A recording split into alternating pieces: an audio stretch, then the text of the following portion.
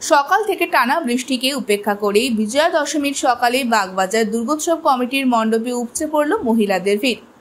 লাল পাড়, সাদা শাড়ি, মাথায় ফুল, হাতে সিঁদুরের থালা, এমন সাজে মাকে বিদায় জানাতে হাজির হলেন সদ্য বিবাহিত থেকে প্রবীণ মহিলারা প্রত্যেকে। আজ বিজয়া দশমী, 5 দিন বাপের বাড়িতে কাটিয়ে মা দুর্গা ফিরে যাচ্ছেন কৈলাসে। সেই বিদায়ের আগে রীতি মেনে অনুষ্ঠিত হলো সিঁদুর খেলা। সকাল 8টা থেকে শুরু হয় সিঁদুর খেলার মাতোয়ারা মুহূর্ত।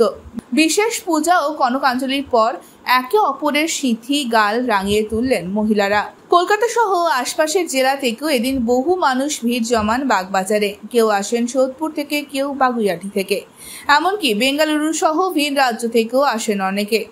বাগবাজার সর্বজনীন দুর্গোৎসবের সিঁদুর খেলা বরাবরই ঐতিহ্য ও সাবেকিয়ানার প্রতীক। এদিনও সেই রীতি অটুট রেখে মহিলাদের বয়সের সীমা ভেঙে 30 থেকে 75 বছরেরা একসঙ্গে মাতলেন আবেগ ঘন বিদায়ের খেলায়। Bureau report, ANM news. আরও খবরের আপডেট পেতে সাবস্ক্রাইব করুন আমাদের ইউটিউব চ্যানেলটি আর বেল আইকনে ক্লিক করুন নোটিফিকেশনস পেতে।